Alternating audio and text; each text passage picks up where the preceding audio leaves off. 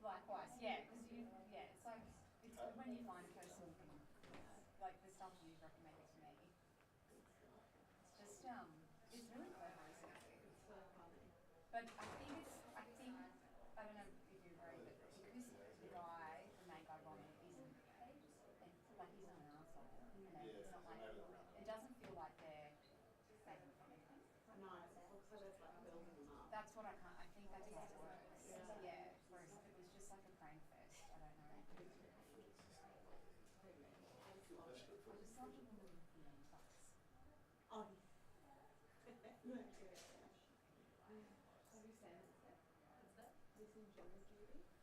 Oh, no. Is it the fake? Yeah. We're only being that. It's not, the episodes aren't too long either, hey? Like it's an easy, it's, you know, not, I don't even think they're an hour each. I think they're like 40 minutes. What do you watch? It's on Prime.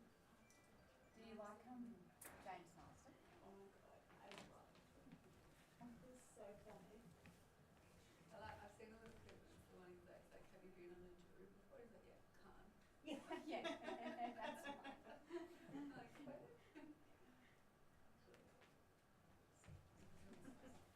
So when the episode last night when he gets Ronald in to like do the like film his audition tape, I've got crazy. I just, yeah. Oh,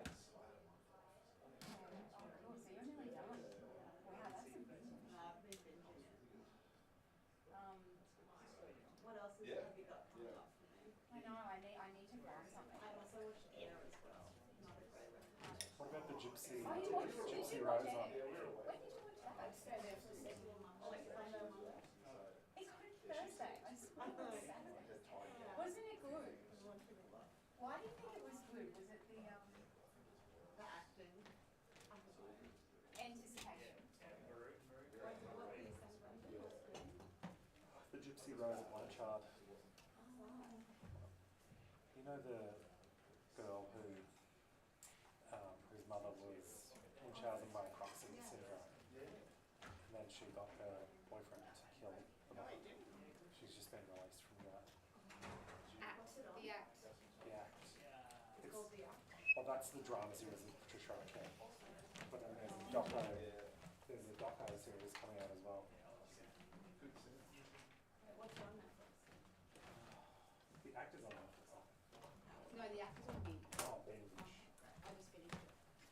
I just don't have time. Me either. This way.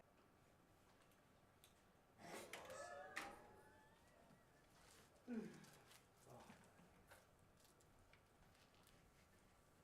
No.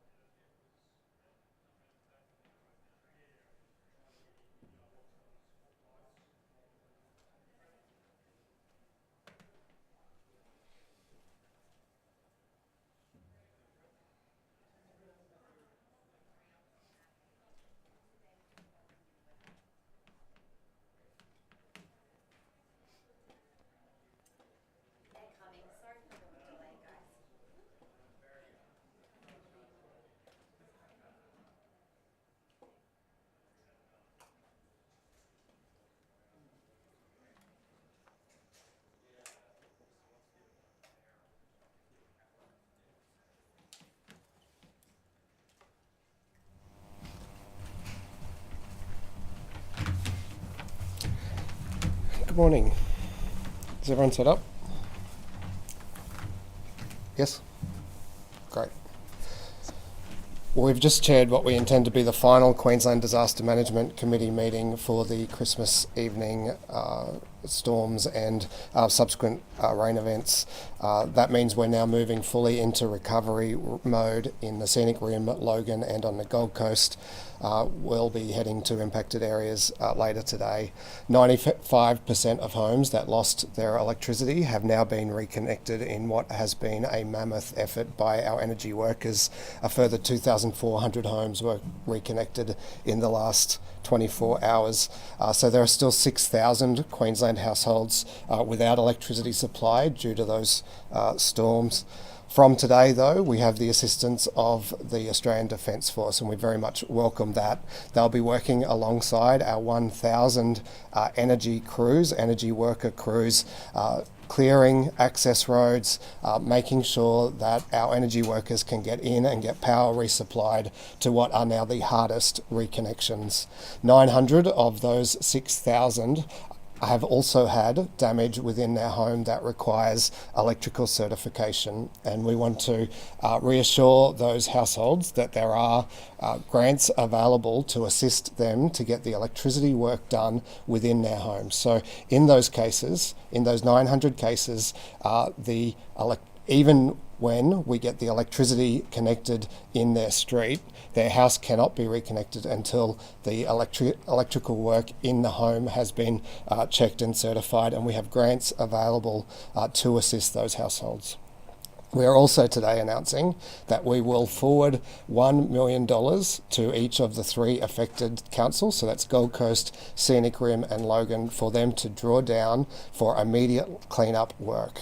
We know that there are still many homes with trees down in their yards.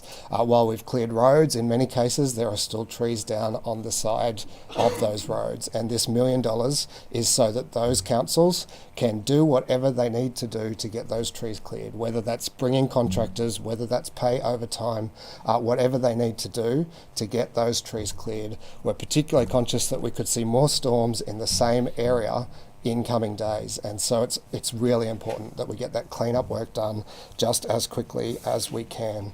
As of yesterday, 75,874 people have applied for grants in the southeast, and 22,894 of those have been approved.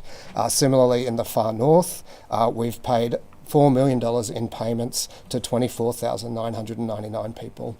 To put that in perspective, we are now processing more grant applications for these 2 events than we did for the Brisbane weather events last year. So this is a very significant event, very significant number of grant applications being processed, and I want to shout out to the public servants who are working so hard to get through more applications for hardship grants than we've ever experienced before. My plan from here is to visit the Gold Coast and head to Cairns, and then tomorrow spend some time with the communities affected in the state's far north, including Wujal and Dagara. I might ask the disaster coordinator to go next. Thank you, Premier. As the Premier has indicated, the response phase of this event is now over, and we're moving into recovery.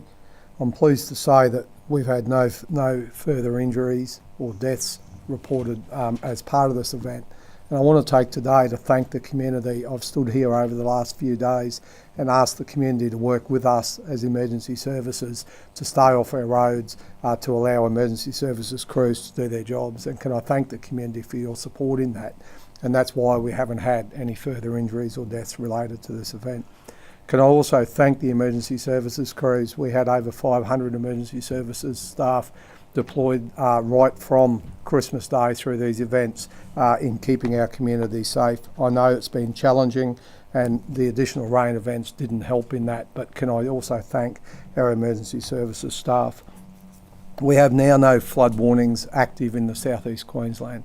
The Bureau has indicated to us that we may see more rain over the next couple of days in these affected areas, but it's also been indicated to me as the State Disaster Coordinator that we're not expecting those rain events to be similar to the events that we saw on Christmas Day or Boxing Day. We still have some local roads closed, so please, my plea again, we have over 1,000 Energex crews out. We still have SES and emergency services workers out. So if you don't need to be in these affected areas, please don't go there. We still have local roads shut. We still have power lines down. We still have trees down. We're trying to get these communities connected as quickly as possible before we get any further weather. So if you don't need to be there, please don't be there. For the community, we still have a large number of police deployed into these affected areas, ensuring that for those communities, during the evening that have left their homes, who are leaving their homes and coming back on a day-by-day basis to work on their homes, that we're protecting your properties and keeping you safe. Thank you.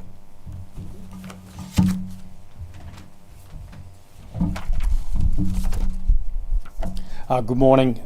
Today we're able to deploy 33 personnel out on the ground into the Upper Coomera, Tamborine and Cedar Vale region. Their primarily task there is to provide mobility support, so clearing of trees and debris for the energy crews to enable them to provide or reconnect the power to those communities that are impacted. We are hoping we'll have another 20 people on the ground from tomorrow. That'll get us up to 50 people on the ground for up to 7 days to support the state government in their emergency response. Thank you. Thank you, so far through the Christmas Day events and subsequent floods, we have seen more than 3,200 structures that have been damaged, including 145 structures with severe damage and 10 that have been destroyed. I'd like to highlight to communities affected that disaster recovery funding is being provided not only for councils for counter-disaster operations, but also for the reconstruction of essential assets such as roads and bridges. We're continuing on with the damage assessments from a QFES perspective, but one of the things that has already been observed on the ground is that the significance of those damage assessments has decreased. So we presume that we have captured the most severely damaged properties out of this event so far. Yesterday, the State Recovery and Resilience Group met for Far North Queensland once again. That's a group of all affected agencies, Directors General, along with the Queensland Reconstruction Authority and local government representatives that stay on task with the right direction around what we need for ongoing recovery in the north. With the finalisation of the disaster emergency group here, we'll activate the State Recovery and Resilience Group also for the events of the southeast. I'm heading to Far North Queensland later on today, and I'll be getting to communities that are very isolated in the far north, visiting again the community of Cape Tribulation, getting on the ground in Dagara, and also visiting Wujal Wujal. In positive news, we're seeing progress through Wujal Wujal continue, and the muck out of Dagara is commencing today with our rural firefighters up in Dagara, supporting the community in doing that work. Getting to those communities has been exceptionally challenging through the road network being destroyed, and also through the water with sandbars that have emerged. So although the reconstruction of those communities has been, I'm sure for locals, feeling like it's been painstakingly slow, we want to make sure that we're working with what we've got in those communities. We've cleared the road into Wujal Wujal, but it has weight capacity limitations that are on it at the moment. So we want to make sure that in the recovery work that we're doing, we're not pushing that infrastructure to the point where it breaks and we're back to square one.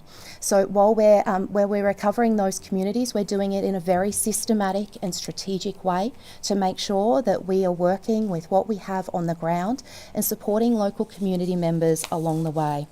In terms of fire and rescue and SES, I can report that we have rotations happening on the ground in the southeast corner right now, which mean more SES personnel that will be in communities. They've received over 5,300 calls for assistance during the southeast Queensland event. They have 360 jobs outstanding. I'm imploring locals, if you haven't logged a job with the SES yet, if you've got a tree down that is blocking your drive, if you've got your roof that needs to be sheeted, if you've got those issues that are happening at your property right now, please contact the SES because we have boots on the ground right now who can support locals who are in vulnerable positions. The SES phone number is 132 500. That's 132 500, or they can log a job on the SES Assistance app. I can also report that the hardship payments, personal hardship payments, are being progressed at a rapid rate. As the Premier reported, we've seen more applications across the events than we have through the Brisbane flooding event last year. So we know that there is a significant amount of people through the community right now that are in need of assistance. And the phase that we are at now with both of these events in the far north and also here in the southeast is a point where we're moving from relief into recovery. So I implore locals to get in contact with us. Don't make presumptions around what you could be entitled to with community recovery, with financial assistance payments. Please reach out to the Community Recovery Hotline. You can do that online by visiting communityrecovery.qld.gov.au, and or you can do it by calling our Community Recovery Hotline as well, and talking to people around your specific circumstances to make sure that you're accessing all of the eligible support that you are entitled to. Thank you.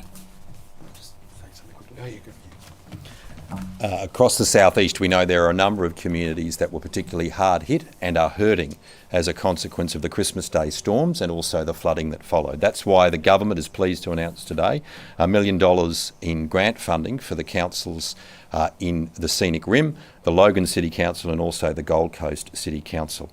Our message to those Queenslanders and those communities is that we've got your back, and we're going to help you through your council to get back on your feet and to get your community in the way it was before the storms. So we're very pleased to provide that funding, up to $1 million for all of those councils to assist with the essential cleanup and recovery that follows those devastating storms and the floods that followed. David, can you provide a brief update on potential storms? Thank you. Good morning. So as the State Disaster Coordinator mentioned, showers and isolated thunderstorms are expected to become more likely around southeast Queensland during the course of Friday. There could be the potential for some locally heavy rainfall with this activity, particularly over the inland areas and around our recently storm-affected communities as well, particularly during the course of the afternoon and evening. This activity will be very short and sharp in terms of the rainfall, and it's highly unlikely that we'll see a return of any high-end severe thunderstorm activity to the degree of what we saw on Christmas Day. Looking beyond the southeast corner and up in our far north, I guess it's a reiteration that we are seeing ongoing severe heatwave conditions through far north Queensland. These are going to continue over the next few days and also persist into early next week. So again, call out to our North Queensland communities and that these severe heatwave conditions are going to be ongoing for at least the next week. Beyond that, I guess our main risk for any thunderstorm activity is going to really rise through Western Queensland over the next few days, and there could be an increase in locally heavy rainfall through Western Queensland over the weekend and continuing to early next week, before we see some of that shower and thunderstorm activity spread its way into parts of central and even northern Queensland during the course of next week. That's the brief from the Bureau. Thank you. Just while you're there, just with that weather forecast, given a lot of areas are so saturated already, even if the rainfall's not as high as a few days ago, but what impact would that have in terms of flooding? Yeah, so in terms of flood risk for around southeast Queensland during the course of tomorrow, a lot of our catchments are now saturated following the recent storm activity, but we do not have a flood watch at the moment, so it's unlikely we'll see riverine flooding through the southeast corner tomorrow. But of course, any of these storms tomorrow could bring short, sharp bursts in the order of around 40 to 50 millimetres. So some of those smaller creeks from following the recent storm activity could be wet enough to see short and sharp responses during the course of tomorrow afternoon and into tomorrow evening as well. But again, a lot of those creeks, they'll rise very quickly, but also they'll also fall quite quickly as well.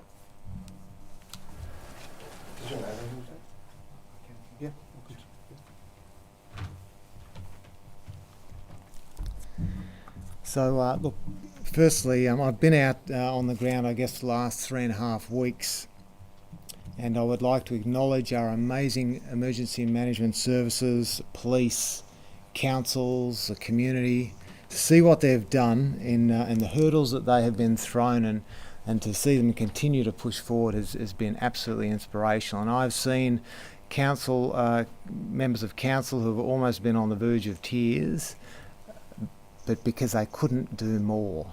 And this is the community that we have, and it is a wonderful thing to see. Amazing progress has been made. As I said, many hurdles thrown at us, but there's still more to do, and we are doing it. In terms of priorities, I guess the things I'm looking at, firstly, isolated communities, Wudjil, Dagara, Cape Tribulation. They have vulnerable supply lines, and so we need to manage that very carefully, as the Minister has spoken to, and noting that it was only open from the 28th of December. So this is very careful. It's got to be quite calibrated, almost a military operation, to make sure we get in what needs to be gotten in, first, second, third, etc. Then obviously the north and south restoration of utilities, and obviously that's been largely achieved in the north, less those isolated communities, and obviously you've heard the wonderful progress in the south. The clean out, there has been much progress, but again more to be done, and we're working very hard to make sure that we identify gaps, to make sure that no one or no small community is left behind. Then we get into that deeper recovery. The roads, you've seen it, highly complex. Utilities resilience, there's been some amazing work. You cite Douglas and the fact that they got their water going again, but making sure that we have a resilience behind that guarantees that water supply in the long term. And then obviously supporting community on their recovery journey. Each and every person who's been impacted, it will take time, it will take effort, and it will take support, and we will be there with them every step of the way. We are endeavouring to understand the economic and environmental impacts, which obviously have been significant, and understanding where we need to increase our resilience. We are a resilient state. The thing that's made us resilient is because we keep making sure after every event we look at what we need to do to make us stronger, and we will continue to do that. I do want to say that of our people, they are resilient, but at the moment many are very vulnerable. Over 1,000 have gone to get psychological first aid, and so we will continue to work with them. But it's been a tough time, but we will prevail. I just want to acknowledge it is great having two wonderful deputies. We have in the north, obviously Deputy Commissioner Wassing, and in the south, Assistant Commissioner Ben Marcus and the team QRA. We are with the community for the long haul. But in finishing, I just want to say, an amazing community that we have. We will emerge from this stronger. We always do. And thank you. That's all. Sorry, just quickly on Sure. that figure of emergency psychological first aid. Is that in the south and the north? Indeed. So well in excess of 1,000. And having been to the communities, indeed I was in Mareeba just yesterday talking to a couple, and obviously the time has passed. Their house was partially inundated, and for both of them, as they were retelling the story, they burst into tears. It's an emotional thing. What you often see is people are on a high at the start. They've had that emergency, then they're doing work, and then suddenly the enormity of what is ahead of them sinks in, and it's really important. And I really recommend that anyone who's struggling, reach out. Community recovery hubs, community recovery hotline, they are there to help. This is a very normal response. Thank you. Any other questions? I've got a question about Disaster Relief Australia, the Veteranland organisation. I think maybe Sean might be best positioned to answer it. Yes.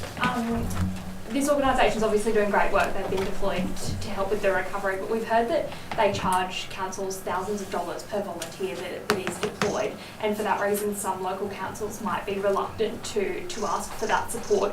What is the value that they add compared to the ADF, for example, who have now been deployed? So when we did have Disaster Relief Australia deployed for this event, that was through a formal request in the Commonwealth, and Commonwealth have provided them to us in the state, and we aren't charged for that. So they are operating identically to the way our SES operate, identically to the way our Rural Fire Service and now our ADF operate. So the councils are not being charged for that that fee. They are a private organisation, but and if they're engaged outside of the way we engage them, obviously they're a corporation that charges money. But for this event, and that's why we were so happy to get that relief in the first instance from the federal government, and our request that went in was supported. So yeah, it's managed that way. Do you think we needed ADF assistance earlier on things? Yeah, I think I've addressed this a couple of times. As the State Disaster Coordinator, what we faced in this event, so we had the Boxing Day and Christmas Day storms.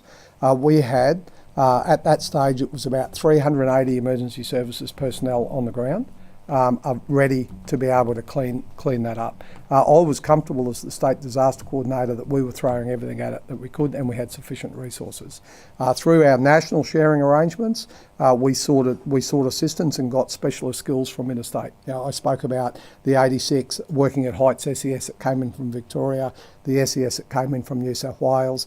We also engaged Local Government Association Queensland, who provided council-to-council support. So they provided heavy machinery and personnel into the affected councils. And literally a day after that event, through the relief arrangements, we announced CDO, which is Counter Disaster Operation Funding, for council to be able to hire private contractors straight away and get them on the ground really quick. I was very comfortable with that. As the event progressed, and then we had a second event on top, which is our rain event. We had DRA come in, Disaster Relief Australia, and that's the trigger where that discussion went to. Now, can we have some ADF response? And that is the disaster management arrangements of Queensland and of Australia, where we use our resources we have on the ground. We then look at our national sharing arrangements. We then look at bringing in our private contractors through funding, and then we go and get further support from the Commonwealth. And I think it's very good evidence that we have extremely well-practiced and sustained disaster arrangements in Queensland. It's been 10 days since the storm to the Gold Coast. There's still trees inside people's homes. Do you think the response has been good enough? Well, if you look at what actually occurred, we had the first event, and we saw, and we had Energex and Energy Queensland reporting 800, 900 power lines down, power poles down. So what we were hearing from the troops on the ground, and I reported this on multiple occasions, we had clean-up crews ready to go. They can't go in and start removing trees while there's live power lines or energised power lines laying in amongst them. So we needed our energy crews to be able to go out there.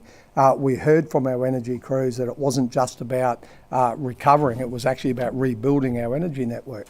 The complexity on the ground when we're managing disaster response safely, and that's a critical issue, is that as our energy crews were restoring power, lines that were entangled in trees that were de-energised had the potential of becoming re-energised. So we actually had to wait for the energy cleanup crews to be able to make those areas safe. And what you're seeing today and over the multiple days, the moment those were safe, SES crews were in there cleaning up. We had heavy machinery in there. We had everything in there to do it. So, it's devastating. We see a lot of trees on the roadway. We see a lot of trees laying on properties. I reported today we've had no additional deaths. We saw those tragic deaths during those first events. The boat capsized. We saw, 2 loss of life in the north, where people got washed down the river. But we've had no deaths from this event, and we've had no serious injuries. And when you look at the amount of devastation, the amount of power lines that was down, that's remarkable, and that's great work by the community. Do you think about weather forecasts tomorrow, even if they are short and sharp events, is that going to hamper clean-up efforts? Are you making plans for that? Yeah, absolutely. I've said all the way through this event, the number one thing, it's about safety for the community, and I think we achieved that goal. We had no further loss of life, and safety for our workers that are out there, and I think we achieved that goal. As much as we have to methodically work through this, both the community and our emergency services, our private contractors, have to be safe. So if those storms come in tomorrow and there's electrical, there's lightning, that will cause another pause and we'll call our emergency services back safely. And we're planning for that. Can we just get the Premier on this? Just how you think the weather event tomorrow is going to impact? Well, at this stage, the advice is that weather likely weather tomorrow is localised and not like the severe thunderstorms that we are recovering from right now. But of course, we will continue to monitor that closely via the Bureau and take that into account when planning our deployments in the field. Our energy crews are working just as hard as they can to meet that time frame of reconnecting power by tomorrow, but these storms could delay the final jobs there, and they'll need to make decisions based on what's safest for their crews first and foremost. We could also see power lines down from subsequent events, and what we know is our energy companies are very good at planning for and making sure that they've managed fatigue adequately so that we have crews in the state able to be deployed if we do have what at this stage are likely to be only localised blackouts. And the 900 households you mentioned who need the electrical certification, what's the predicted turnaround time for that, and how quickly will the money go out? I mean, are we talking weeks here to get that certification? So about half of them have already returned their certification, and so they're in a position to be connected throughout today and into tomorrow. The other half are at some stage of getting that. Either they haven't commenced it or it's in process. The form hasn't been returned. Yet.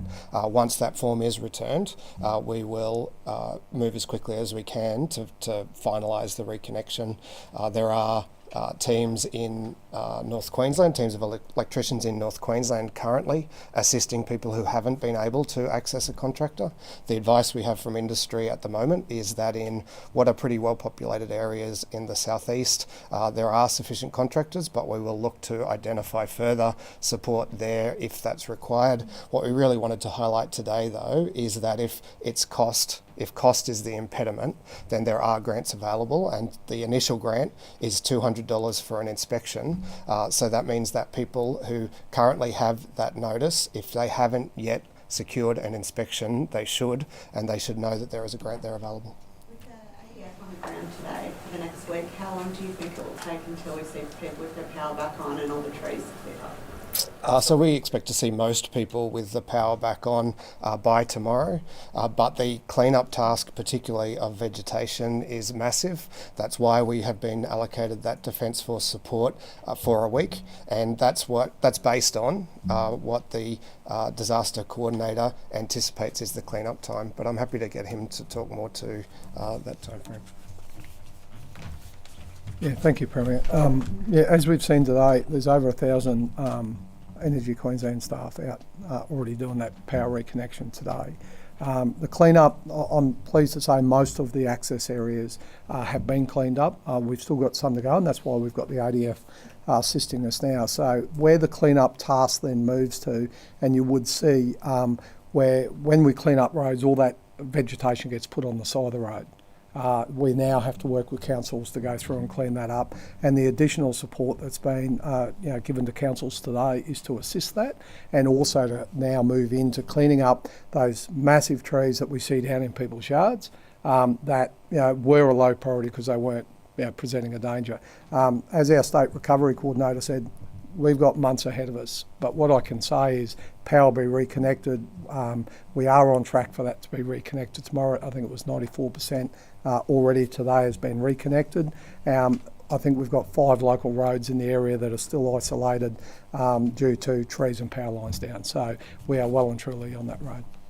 And for the Treasurer, it's early days, but do you have a bit of an estimation on the cost of the state? Well, South East Queensland and yeah, at the top level, of course, this is going to be a very significant event. It's had a very significant impact on specific economies, both in the south and the north of the state. And the Treasury is currently doing economic analysis of the impact that it's had.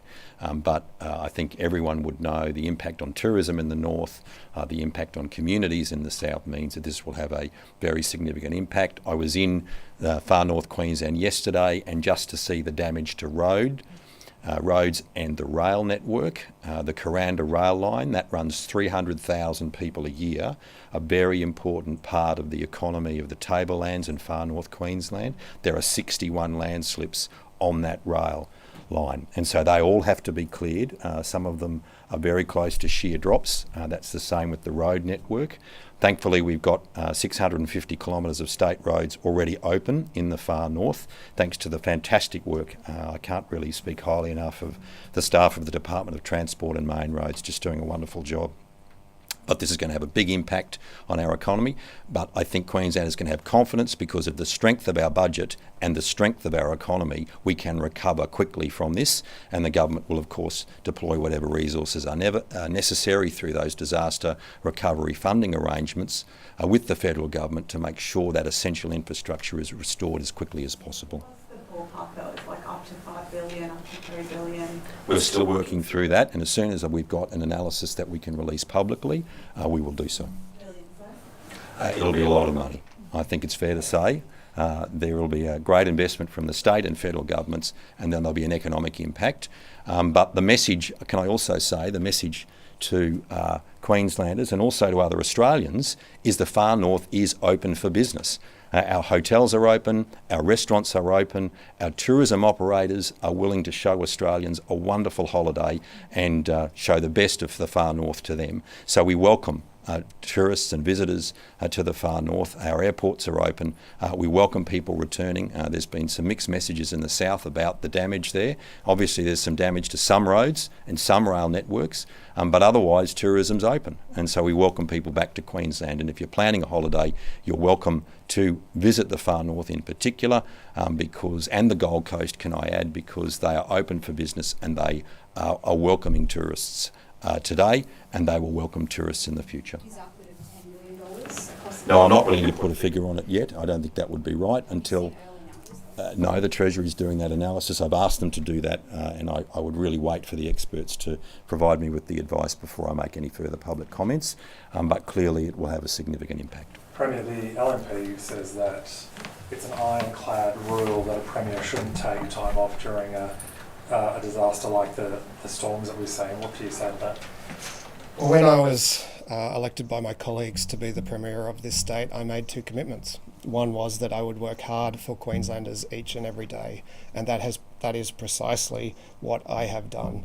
In fact, from before I was sworn in as Premier, when I was helping to manage the disaster in the state's far north.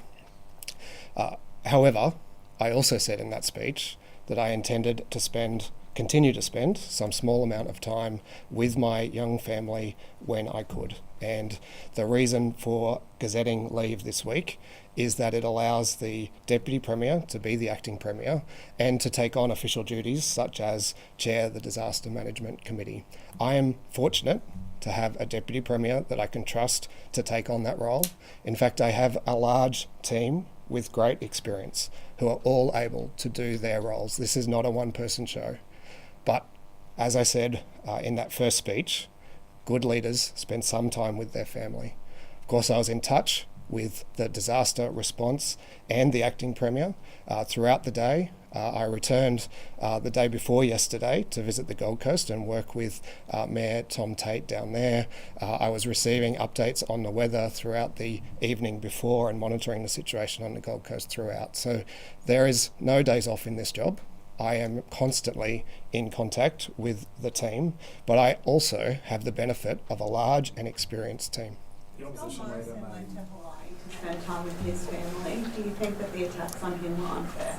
Well, I'm in a caravan park on the Sunshine Coast, Lydia. I think it's a bit different. Did you weigh up on whether it was worth cancelling given what a lot of Queenslanders are going through with this weather event? I cancelled that leave. Well, I returned from leave the day before yesterday to visit the Gold Coast, to work with Mayor Tate, to assure myself that everything here was in hand.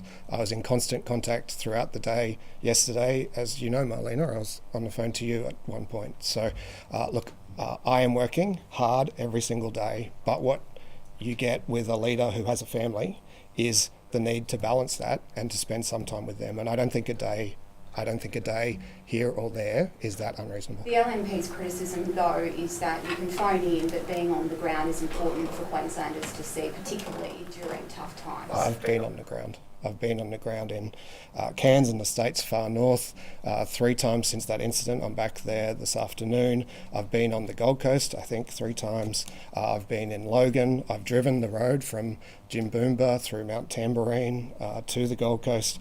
Been at the Gold Coast Disaster Centre, which I helped fund and officially opened twice. I'm here today. I'm on the ground.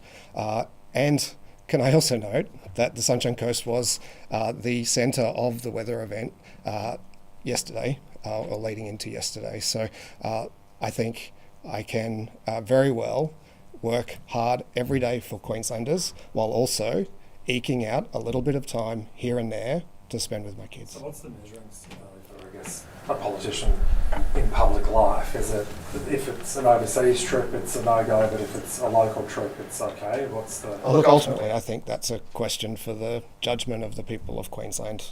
What I will keep doing is working hard each and every day, and where I can, spending some time with my family, and it'll be up to Queenslanders to judge whether I balance that right. Morrison's trip was different. Why? I was just noting that being here in Queensland, where the storms were, meant that I could return at an hour's notice, as I did. That's all. Premier, will you be ordering and moving the parole board, given what we've seen over the last few days with the case for one of Jack Beasley's pillars? I'll get Minister Boyd to talk a bit more to this because she's been very closely involved and in contact with the Beasley family. We've only recently received the report of a review into the parole system, and so as a new minister, Minister Boyd will look at that. But I think what we can agree on is that there can be improvements in how they engage with victims and victims' families, and that's what I've asked her to work on and prioritise. Thank you, Premier. Our priority is supporting victims of crime. Victims and their families must come first. I'm expecting to meet with the Parole Board Chair on Monday once I return from visiting affected communities up in the far north, inspecting the flood recovery process that's occurring up there. I'm very keen to ensure that victims of crimes and their families are given priorities. I want to receive that briefing from the parole chair first before I make any further comment. I'm also advised, as the Premier mentioned, that a review was completed late last year and following a recommendation from a previous review. I expect the Corrective Services Commissioner to brief me as soon as that is available, and I'm happy to provide an update once that's happened. Is there a worry though, obviously the Jack Beasley case is a high profile, well publicised case. Is there a fear though that there have been other cases that might have been rushed through or haven't been given, I guess, the proper scrutiny when it comes to that? I don't feel like I'm informed enough to be able to make any comment on that. That's why I'm keen to meet with the Parole Board Chair and get a better understanding around the work that they've been doing to make sure that the Parole Board is operating the best that it possibly can. And once I've got that information, I think I'd be in a position to be able to make more informed decisions and commentary on it. Do you know why the Parole Board overturned its decision? I understand that the Parole Board, as I asked them to do, were going away and looking at all of the circumstances in that matter. I am not across the finer detail of what they've done. They're an independent statutory authority, so I'm not across that finer detail. What I do know is that as a result of that review, they've reversed that decision. I'm very keen to meet with the chair of the Parole Board to understand the decisions that they make more broadly, the reviews that have been carried out, and also any potential reforms for betterment in this process as well. So that's the work that I'll be carrying out as soon as I return from the state's far north. I don't want to know the fine details though. The board overturned its decision in less than 2 weeks you say they're independent, they're also very powerful. Where is the transparency and the explanation of why they overturned their decision? I'll be asking those questions and be getting those answers. I think that my understanding around what they can say in relation to those decisions is very contained. I'll be keen to understand that process more formally and also understand what feedback I can provide as well.